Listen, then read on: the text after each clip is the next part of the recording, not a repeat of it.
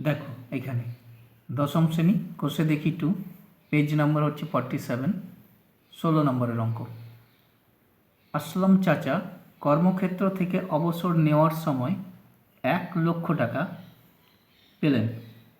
ওই টাকার কিছুটা ব্যাংকে ও বাকিটা পোস্ট অফিসে জমা রাখেন এবং প্রতি বছর সুদ বাবদ 5,400 টাকা পান। ব্যাংকের ও পোস্ট অফিসের বার্ষিক সরল সুদের হার যদি যথাক্রমে 5% ও 6% হয় তবে তিনি কোথায় কত টাকা জমা রেখেছিলেন। এখানে দেওয়া আছে দেখো যে 1,00,000 টাকা পেয়েছিল রিটায়ারমেন্টে এবং সে কিছুটা পোস্ট অফিসে রেখেছিল, কিছুটা ব্যাংকে রেখেছিল এবং দুটো মিলে 1 বছর পরে সে এই টাকা পেয়েছে সুদ হিসাবে। তার মানে এই টাকাটা হচ্ছে তার সুদ, আয় আমরা লিখে রাখলাম, দুটো মিলে কিন্তু একটা নয়।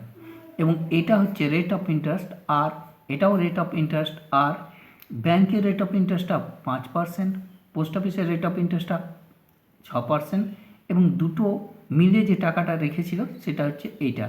এটা পি দুটোর পি নয়, একটা পি আমি ধরে নেবো x টাকা রাখে ব্যাংকে এবং বাকিটা 1,00,000 মাইনাস এক্স সেটা পোস্ট অফিসে।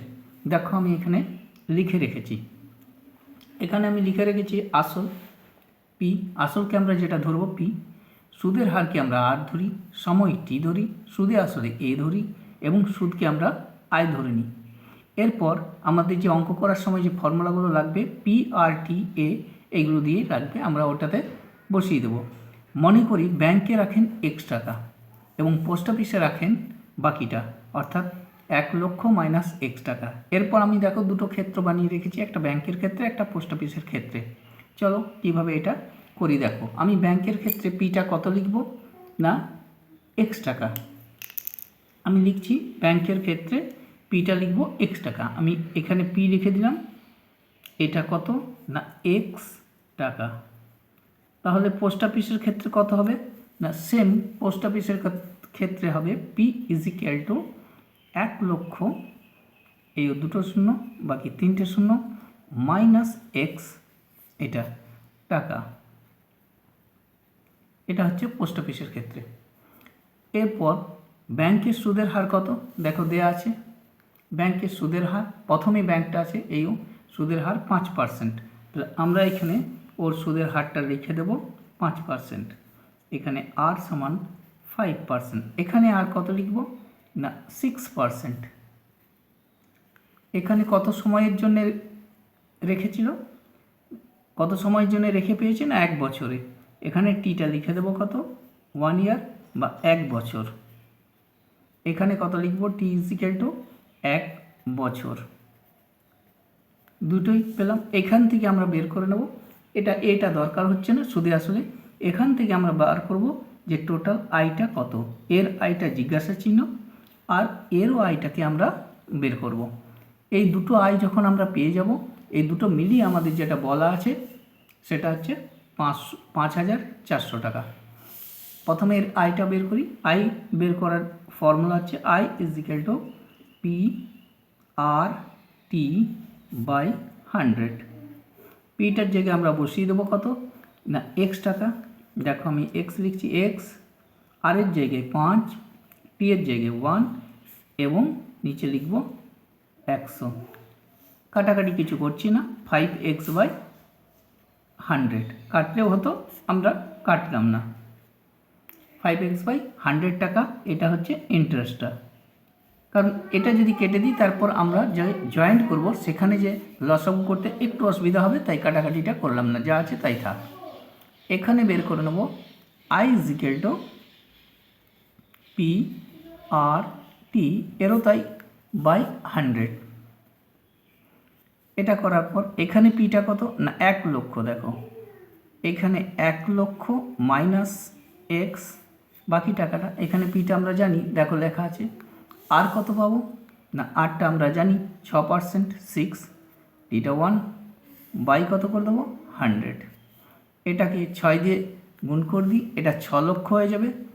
6 দুটো, একটা দুটো তিনটে মাইনাস 6x বাই 100, এই টাকাটা এই দুটো টাকা মিলে কত হওয়া উচিত না 5,400 টাকা বলে দিয়েছে যে এই দুটো টাকা আমরা যখন জয়েন্ট করে মোট সুদ বাবদ কত পাচ্ছি 5,400 টাকা। তার মানে আমরা এই সূত্র, এই যে সুদটা আছে এইটা, এই যে সুদ বের করেছি এইটা, এই দুটো মিলে লিখে দেব 5,400। তার মানে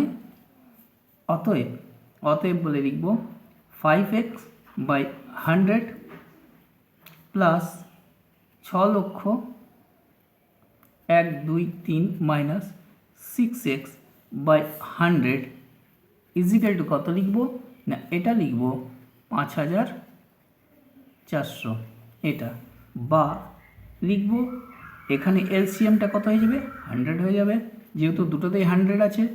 এখানে লিখব 5x প্লাস কত লিখব 6,00,000 দুটো শূন্য একটা দুটো তিনটে শূন্য মাইনাস 6x ইজিক্যাল টু 5,400 টাকা। এরপর চলে যাব আবার কততে, এখানে আবার বা লিখব, এখানে দেখো লিখছি, এখানে হয়ে যাবে 100, এখানে 5x minus 6x minus x হয়ে যাবে, তাহলে এটা লিখে দেবো 6,00,000 1 2 3 মাইনাস x হয়ে যাবে, এটা লিখব 5,400 টাকা, 5,400। এরপর আমরা করব কি ক্রস মাল্টিপ্লিকেশন করে নেব, গুণ করে নেব, ঠিক আছে। এরপর আমরা লিখব এটাতে যে এখানে বা লিখব, আর এটাকে কোনাকুনি আমরা কি করে নেব গুণ করে নেব। কত লিখব এখানে লিখব 2 3 5টা শূন্য মানে 6,00,000 মাইনাস এক্স, এটা হয়ে যাবে, এটাতে গুণ হয়ে যাবে 5,400 আরও এইও দুটো জিরো একক, এটা হয়ে যাবে 5,40,000, বা লিখব এটা হয়ে গেল 5,40,000। তারপর এটাকে আমরা করে দেবো কি, এরপর আমরা এটাকে নিয়ে যাব 5,40,000 হয়ে গেছে, মা এক্সের ভ্যালুটাকে বের করব, লিখব minus x is equal two 5,40,000 minus এটা 40,000 মাইনাস 6,00,000 দুটো একটা দুটো তিনটে। এরপর আসবে যেহেতু এটা আসবে মাইনাস 60,000 60,000 দুটো তিনটে, এটা 60,000 টাকা চলে আসবে। বাঁ দিকে কত আসবে না minus, both side minus minus আমরা সরে যাবে, কেটে দেবো এক্স ইজ ইকুয়াল টু 60,000। এই যে 60,000 টাকাটা পেলাম, এই টাকাটা কোথায় রেখেছিল না এইটা রেখেছিল, এক্স টাকা রেখেছিল ব্যাংকে, অতএব ব্যাংকে রাখেন 60,000 টাকা। কী লিখব, অতএব তিনি ব্যাংকে কত টাকা রেখেছিলেন না ব্যাংকে রেখেছিলেন কত টাকা না 60,000 টাকা। এখানে লিখে দেবো 60 আর 3টে শূন্য 60,000 টাকা, ব্যাংকে তিনি 60,000 টাকা রেখেছিলেন। তাহলে পোস্ট অফিসে কত রেখেছিল না পোস্ট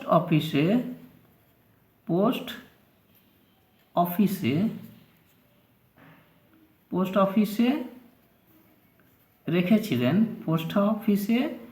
রেখেছিলেন কত টাকা রেখেছিলেন, বাকিটা রেখেছিলেন 1,00,000 থেকে 60,000টা মাইনাস হয়ে যাবে, 1,00,000 মানে 1 দুটো একটা দুটো তিনটে মাইনাস 60,000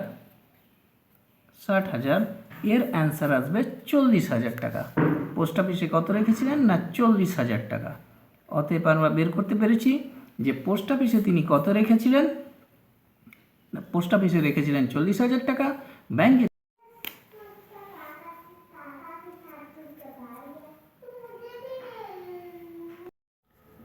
কোষে দেখি 2 দশম শ্রেণী, পেজ নাম্বারটা হচ্ছে 47, অঙ্কের নাম্বার 70।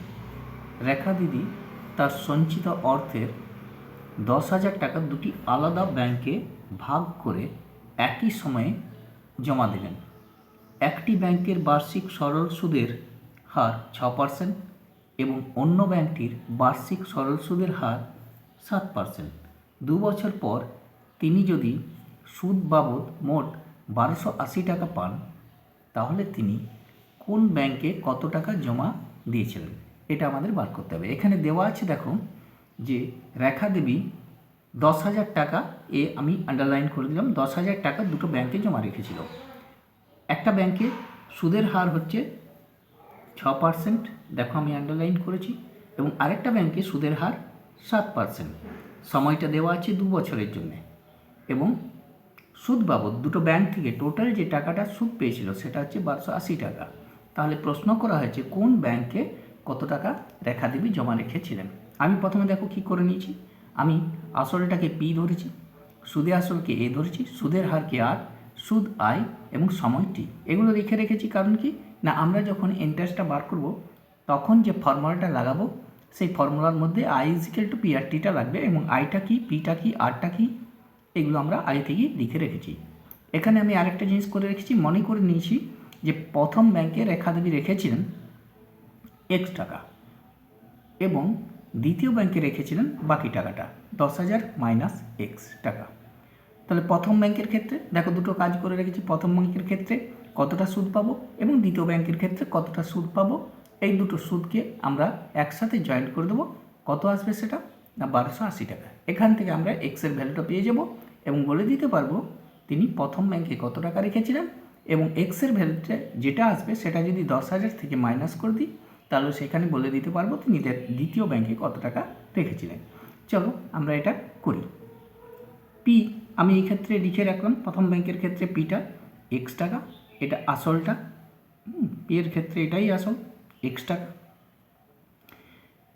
তাহলে এর ক্ষেত্রে পি হবে 10,000 মাইনাস এক্স, 4টি শূন্য মাইনাস এক্স টাকা, এটা টাকা। এরপর এর ক্ষেত্রে সময়টা আমরা কী নিয়ে নেব না, এর ক্ষেত্রে নিয়ে নেব সুদের হার আর ইজিক্যাল টু কত পার্সেন্ট না, দেখো লেখা আছে 6%, এটার ক্ষেত্রে 6% প্রথম ব্যাংকের ক্ষেত্রে, এবং দ্বিতীয় ব্যাংকের ক্ষেত্রে আরটা হয়ে যাবে 7%। প্রথম ব্যাংকের ক্ষেত্রে টাইমটা হয়ে যাবে কত না 2 বছর, আমি এখানে লিখে রাখলাম 2 বছর।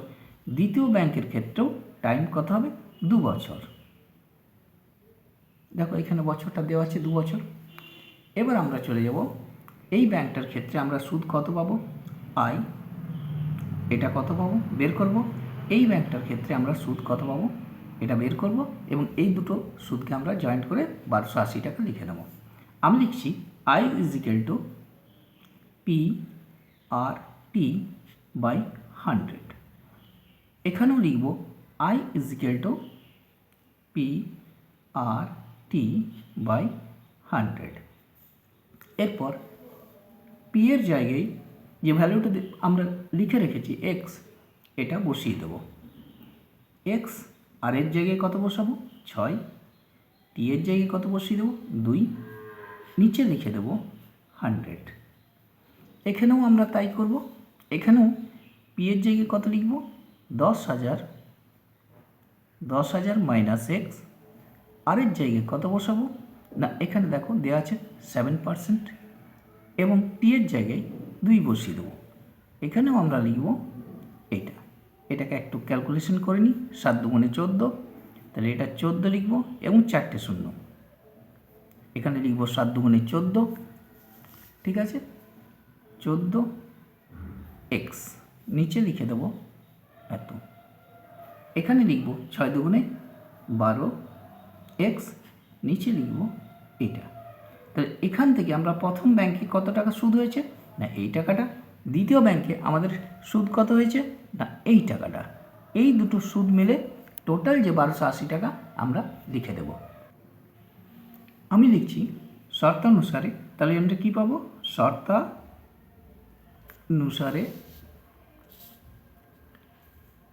শর্তানুসারে এই যে 12x বাই 100 প্লাস এটা লিখব 14তে 4টে শূন্য minus 14x by 100 is equal two 1280 হয়েছে। এরপর আমরা করব কি না এটার লসাগু করে নেব, এটা লিখব 12x এটা লিখব 14 চারটে শূন্য মাইনাস 14x ইজিক্যাল টু 1280। এরপর এটা কি করব, 14x থেকে এই 12x থেকে 14xটা মাইনাস যদি করে দিই তাহলে -2x। এখানে লিখব 14 মাইনাস 2x বাই এটা সমান 1280। আমরা কোনাকুনি গুণ করে নেব, অর্থাৎ ক্রস মাল্টিপ্লিকেশন করে নেব। 14 এটা চারটে শূন্য -2x ইজিক্যাল টু 1280 লিখব, আর এখানে আরও দুটো শূন্য বসিয়ে দেব। এটা আসবে 14, এটাকে 14 করব না, এখানটা আমি কেটে দিচ্ছি, ঠিক আছে। -2xকে আমি বাঁ দিকে লিখব, আর 1280 মাইনাস 14 লিখে চারটে শূন্য। এখান থেকে এখানে তিনটে শূন্য, হ্যাঁ, 1 2 3 দেখে নাও এটা, ঠিক আছে। এবার আমরা লিখব -2x সমান, এটা যখন আমরা মাইনাস করব আসবে 12,000, এটা আসবে 12,000, ঠিক আছে। এটাকে দাঁড়াও, এটা আমরা এটাকে মাইনাস করব, হ্যাঁ, এটা আসবে 12,000 মাইনাস 12,000। বোথ সাইড মাইনাস এসছে, মাইনাসটা কেটে দিলাম। এবার আমরা লিখব বা লিখে x ইজিক্যাল টু 12,000 বাই 2, অর্থাৎ এখানে আসবে কত টাকা আসবে না, 2 দিয়ে যদি আমরা ভাগ করে দিই সেটা আসবে 6,000। কত আসবে? 6,000। এটা আমরা কেটে দিচ্ছি, এটা দেখো 6,000, এটা এলো 6,000। অতএব আমরা লিখে দেব প্রথম ব্যাংকে রেখা দিদি রেখেছিলেন 6,000 টাকা, অতএব প্রথম ব্যাংকে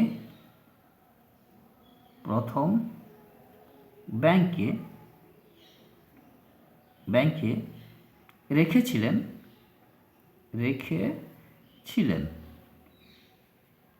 কত হাজার টাকা? 6,000 টাকা, 6,000 টাকা। তাহলে দ্বিতীয় ব্যাংকে কত রেখেছিলেন না, 10,000 থেকে 6,000 আমরা মাইনাস করে দেব। দ্বিতীয় ব্যাংকে তিনি রেখেছিলেন, অতএব দ্বিতীয় ব্যাংকে রেখেছিলেন 10,000, এও 10,000 মাইনাস 6,000 ইজিক্যাল টু 4,000 টাকা, ঠিক আছে। এটা হলো তিনি দ্বিতীয় ব্যাংকে রেখেছিলেন 4,000 টাকা। তোমরা এটা বন্ধুদের মধ্যে শেয়ার করে দেবে এবং চ্যানেলটাকে সাবস্ক্রাইব করবে।